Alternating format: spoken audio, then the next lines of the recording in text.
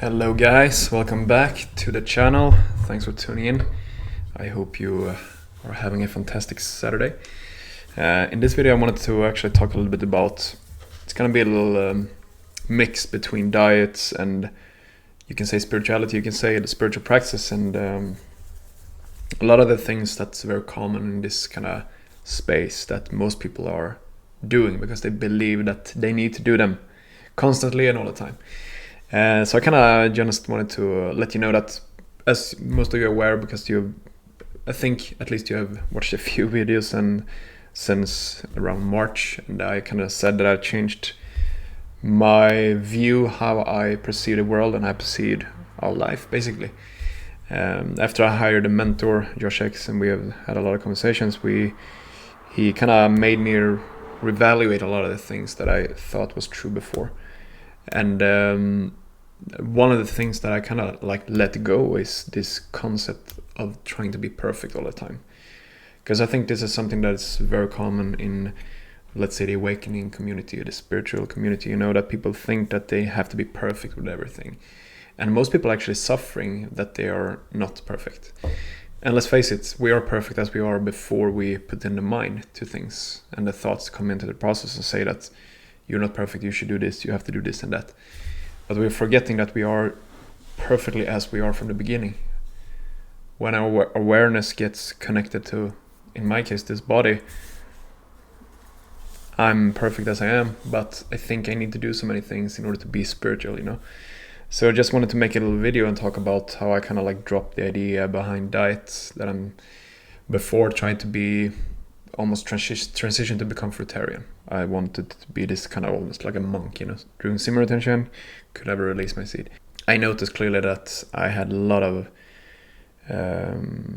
I experienced a lot of suffering, and I experienced a lot of negative energy in myself, and I had blockages, and my energy flow was blocked, and I couldn't really, flow naturally. So that I realized, and that's what I want to talk about it and explain why I don't think it's not very good to do that. Sure, some people maybe want to experience that, they want to strive for that. I get the idea why being a fruitarian is the optimal, because that's my take on it as well, after what I've experienced with eating that diet for about 2 years. Not that I've been exactly a fruitarian, but about 80% of my diet has been fruits, nuts and seeds. And I know what I've experienced, and for that I understand why people choose to transition to that, because that's the most optimal thing. But on the other hand, we don't live in a world that is very optimal for that, and especially for myself, I don't live in that area. So I live in Sweden, up north. It's absolutely not ideal to eat that way here, and we're still part of the world, and the world is commercialized. It's financial interests. It's obviously driven by ego, but it's a lot of things that's hard to say no to, especially when you're traveling. When you're traveling, you want to experience things. You want to experience food. That's maybe one of the most, what I've heard when I talk to people, the most almost the main reason why they travel, because they want to experience different food cultures, and I get that. So I think, regarding this idea that we want to be eating a certain way only, and if we don't do that, we're creating immense suffering in the mind. So that's what I want to talk about today.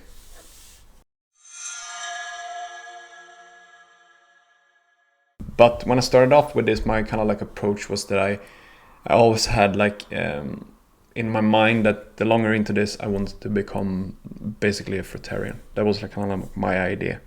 But over the course of time now, because I noticed that I suffered if I wasn't eating that 100% the way I know is ideal. So in my view, and 100% certain, because this is through my own experience, that fruit is the most optimal food for humans.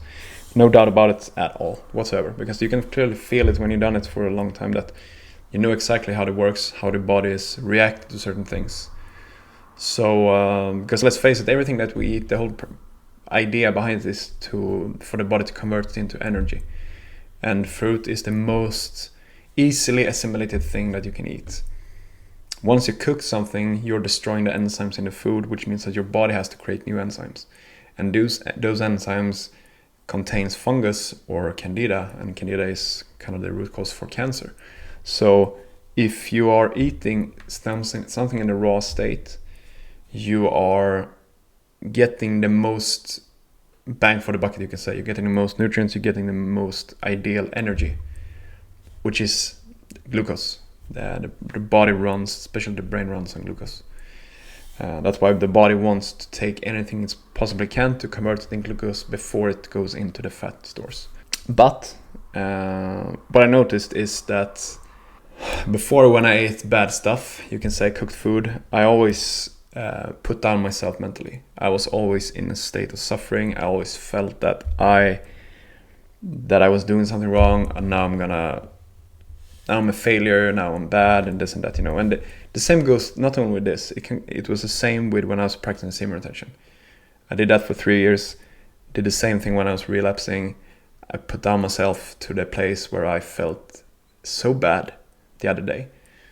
But nowadays, when I completely change everything, I've let go of so many negative things. I don't suffer the way, because I just view everything as an experience, basically. And if I allow myself to have a period off, let's say the thing that you're doing, why are you going to suffer? Because it doesn't make any good whatsoever. So me and Josh, we had a conversation, and we talked a little bit about, let's say that you're eating maybe not the most optimal thing, but in your mind, your idea behind it is that it's the most perfect thing that you can eat. So let's say you're eating crap and you have no idea that it is crap, but you're living in the idea that you're this most healthy human being, you're gonna create less problems in the body. Because we have to understand that everything starts in the mind. That's why the mind vibrates on a much higher level than the physical body. Because the mind affects the body much more than its physical appearance. Let's say that you are doing something that affects the physicality, but if your mentality is even worse, it's going to have a greater impact than what you're actually doing to the body in its physical state. So let's say that you are thinking bad things all the time when you do certain things. It's going to have a much greater impact than if you were not to do it. So what I come to realize is, especially when I'm away and I'm traveling. So for this summer, for example, I've been away on 2 trips. I went to Riga in Latvia, and I've been to Greece, to Crete and Mykonos. I went with 2 of my closest friends, and I actually allowed myself, when we were out in a restaurant, to even eat. I even had meat. I ate steak, I ate duck, I think, some chicken. I ate some pasta and ate some cooked foods, some desserts, had some wine. But I didn't create any suffering whatsoever. I just viewed it. I just let go of the idea that I need to be perfect. For me, if I know that I'm eating about 80% correctly, I'm eating 80% optimal. Those 20% is not going to have that huge impact anyway. Especially if you have a very good mindset to that thing that you're doing. So now when I was out and we had those kind of dishes, I did it because I just wanted to. For me, it's been kind of like I've been blocked. Had this illusion that I cannot do this. And to be honest, like I said, I haven't felt that much pain as I did before. Nowadays, I don't even feel bad the next day. Because let's just rewind the tape maybe 6 months ago, or maybe 1 year ago. When I ate cooked food, I can feel it right away. Because I was almost like preparing myself to feel bad, I was preparing myself to feel shit, to break down my confidence and my overall value, because I wasn't perfect, But nowadays, when I don't even think about it in that sense, I feel very different in how I'm operating. The same goes with retaining the seed. Like, I made a video about it that got a few comments, and I said that even the days when I relapsed, I didn't feel a loss of energy at all. I didn't feel bad. I didn't put down myself. I just felt amazing. Like before, when I did things, I always, like I said as well, like the food, I turned down myself. I put down myself. I put down my value because I've done something that you shouldn't do. because someone told you that you shouldn't do it. But if that's what you want to do at that moment, then go ahead and do it. As long as you don't harm anyone, then what's the point? You're just living with illusions. I'm gonna make another video and talk about my view on spirituality, what has changed over the years, and because now I understand that it's all about becoming free from attachments, free from illusions, ideas and concepts. Because if we're living with those, we're not free. And there's so many people out there who are living with someone else's truth because they have fallen for the trap that they believe, which is a lie in the middle, because it's not the truth. They believe that in order to reach enlightenment, we can say, you need to be doing these things. And we're actually forgetting the whole thing, and that is that you are perfect as you are from the beginning, from when you are born, or from where your awareness are attached to this body, I should say. You're perfectly free, and you're perfect as you are. You're perfectly imperfect.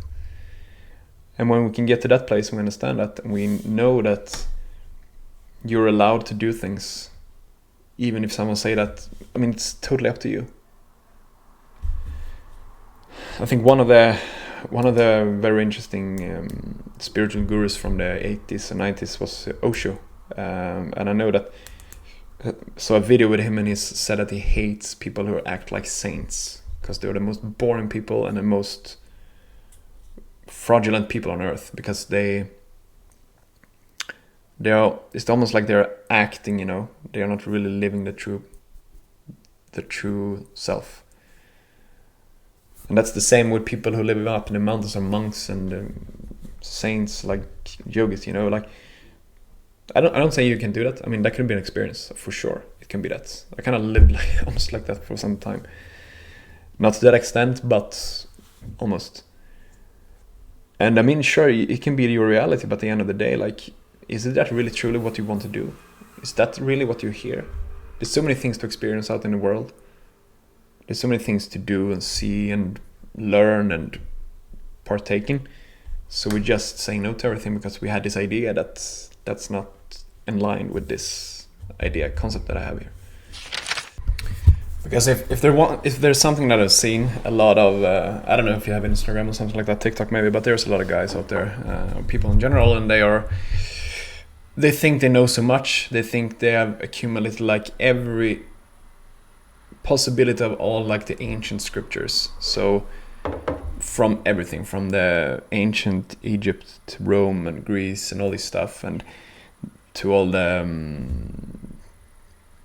philosophers from that time, they think that they know basically the whole thing that has created this existence, and they think they know everything that you have to do in order to be enlightened, in order to be this spiritual person. But at the same time, what I've seen now, I have a few people actually in my mind. They are suffering so insanely, immensely, that it's kind of crazy, to be honest. I even reached out to one of the guys on Instagram. He has a somewhat big following, and because I can clearly see that he doesn't feel good. He's living so much with his ego. It's to the point where he don't even want to take help from people. So I replied to him and I sent a long text message. And the only thing, because I said that I have a guy who can maybe we can have a talk and help you out, because I see that you don't feel very good now. His reply was that he don't have a laptop, no laptop. That was the only. And I've seen other people do the same thing. He's so much in the ego that he don't even want to take help from other people. He don't even want to recognize that he hasn't really understood the whole point of the spirituality. He's suffering immensely in the form of that he thinks he knows so much that he's above everyone else, and judging people and talking down people who are trying to help him. And so what I'm saying is that even though think you know so much, because at the end of the day, the only thing you really know is the things that you experience. And people out there who tells you that they know so much, I know everything, I'm perfect, I know exactly how everything works. They are the most people. They are the least people who know anything, because they're living in an illusion. The only thing you know is what you experienced. all other things that you read and that you read texts from thousands of years ago, that's what you believe is the truth, but you cannot know. And as long as you don't understand that, you're just building this immensely huge ego persona, the spiritual ego, and this you're blocking the energy flow, you're blocking everything, and you're not living with love at all. And I've seen it so many times, and I think it's very sad, to be honest. It's like, I was that too. I thought also that, wow, is there so many things I need to know, and I have to do all these things. And the people who talk about the most simple thing that you have to do, like not do anything, you just are perfect as you are, those are the ones to be trusted. Those who talk simplistic things. And that's why I want to bring the more of those things to the channel, to talk about simple things. Because at the end of the day, how can an act that you do make you not spiritual? Because the purest form you can ever be is before you think, before the mind takes over. Because the mind is not you, you're the awareness that's observing the mind, like controlling the body. And if you're just got to the point where you're aware of that, then you can control the mind, and you don't think. You're as free as you can be, you're as pure as you can be. So every action you do has had some form of thought connected to it that leads you to do things. When we get to the point where we have control of that, what is the more to do, really? I mean, what can be more pure and what can be more beautiful in this life to experience the life the way you want to, but you do it because you want to do it, because your will is so strong. You're not doing it because you have to do it, because your ego, your mind says you to do this because it will make you more powerful. You do it because maybe you have a huge passion for this, this is what you enjoy out of life.